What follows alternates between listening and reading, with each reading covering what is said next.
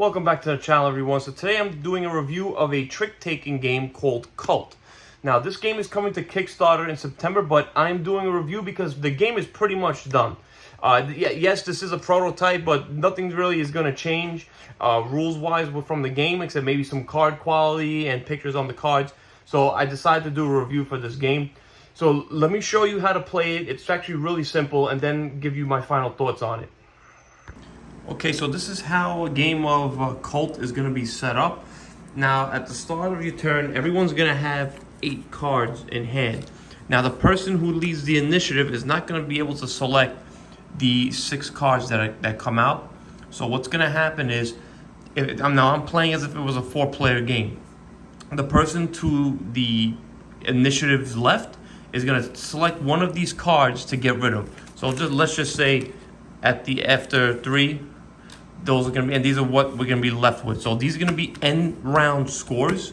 So it's like win a trick with a 2-value card, except this one has a laurel here. So what happens with a card like this is going to go in somebody's area, and they have to try to hold on to it until the end of the round. So if they hold on to it until the end of the round, they're going to score this card, and the same is going to go for this one. So here's another one, most 4-value cards in Dreams. Now, there are a bunch of them in this game, so it's going to be different every round. So let's see how the game plays. So you're going to have 8 cards in hand. So let's say that I am the one with the initiative. I'm going to play, let's say I play this 10 of fire. And my opponent has to play a red card. So, they'll play 5 and so forth. Like any other trick-taking game, the person who has the highest is going to win. Except, here's the catch with the trump cards. So let's say that, actually, let me look for one here. The last person doesn't have a red card, but they have this white 10.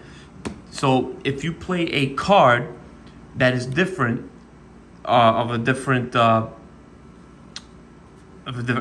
color, but it's the same number, you are going to trump the lead card. So this would actually win the trick. So after that, what's the benefit of winning the trick? Well, you're gonna be you're gonna go first in selecting which card that you want. So out of the cards that people played, you're going to be able to take one of the cards and either put it face up as an offering or put it face down as a dream. So what do those each do? So if you have them up, let's just say I have these 4 cards up as offerings. When the end of the round comes, then we're going to score 2 different ways. So you have the offering tables right here. So let's say we'll start with blue, we'll get 1. Now, since this is the first number in numerical order, you're actually going to score 1 point for this. If you're playing with a 4-player game, they're going to go up to 16. And then we'll go to green, and then we'll go to fire. So we'll do 5 and 10. Now, I would not score for these because there's no 1 here, and same goes for here. Now, if there was 10 through 1 here, I would score 10 points for putting this 10 card here. And like I said, if there was a 4, 3, 2, 1, I would score 5 points if I put this 5 card here, if that makes sense. So I scored 1 point for here, none for these 2. And the same will go for over here as well. So you have to have it go in numerical order. Now, what about the cards that were played face down? So the ones that were played face down have to correspond with the dream cards that are here. So most 4-value cards in your dreams. So you can only have 4 cards each. So you can only have 4 cards as an offering and 4 cards in your dream pile. So I don't score for this, but if I'm playing a 4-player game, which is I believe is the way to play this game, I would score 8 points if I had the most 4-value cards in my dreams. Also, the benefit of putting your cards in your dreams is you're going to retain these cards in your hand for the next round, and everyone is going to score, going to get another 4 cards for the next round.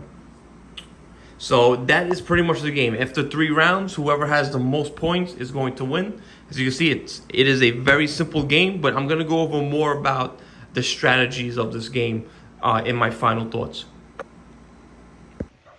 Okay, so as you can see, this is a very simple game. It doesn't take long to play. We played it in about an hour, and that was with the teach.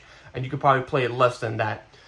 So let's go into what I disliked at first, and there's really not much. Maybe the dream cards needed a little bit of clearing up on how to score, but again, I think that's going to be fixed once the game comes out, when it's ready to be shipped to backers. But other than that, I mean, again, there's no theme here. It's a trick-taking game. It's got a little bit of a hipster Greek god theme going on. Not that big of a deal. It's not that strong. The main thing is the mechanisms of this game.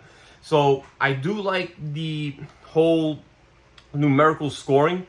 I think that is very tactical, because if you hold on to that 1, nobody's gonna score for that suit. If at the end of the game that 1 is in your dream pile. So you want to be tactical in that sense. Is like, all right, do I really want to keep this card and use it for just that 1 point? You really want to use the dream cards to score your points. That's where the bulk of your points are going to come from.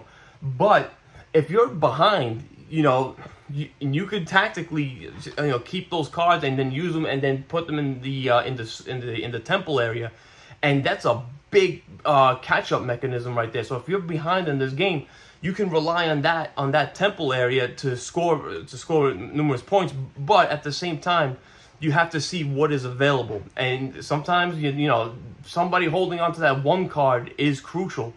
So everyone I played with enjoyed this game a lot. I think it is a very good trick-taking game. I'm giving this an 8 out of 10.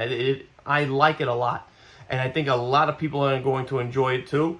Again, that's all really to talk about with this game, because it's small, it's quick, and it's probably one of the most tactical trick-taking games I have ever played. I do like with some of the dream cards, and there is no randomness. You have to study your opponents and see what they are doing. Okay, you see them putting that in the dream card. Maybe I should try to go for another dream sense, or maybe try to keep some cards and score in the temple area. It's I like tactical games like that, and this game, that's exactly what it is. There's some meanness in it when you're preventing from somebody scoring in that temple area, but I like that type of gameplay, and I think a lot of people are going to enjoy this too.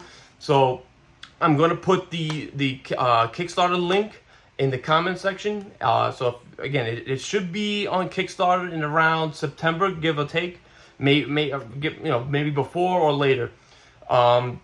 But yeah, definitely check this game out.